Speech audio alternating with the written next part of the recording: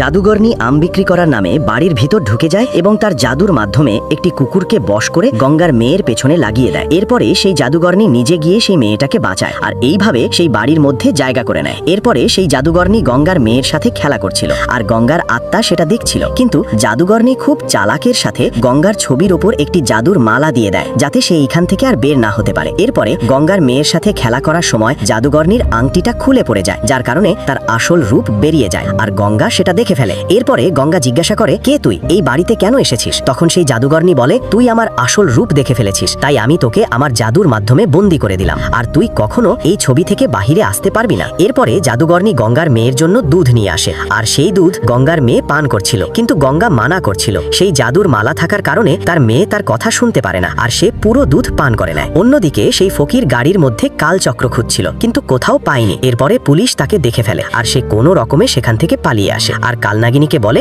আমি কালচক্র কোথাও খুঁজে পাইনি। তখন সেই সাপ বলে, আমার মনে হয় সেই কালচক্রটা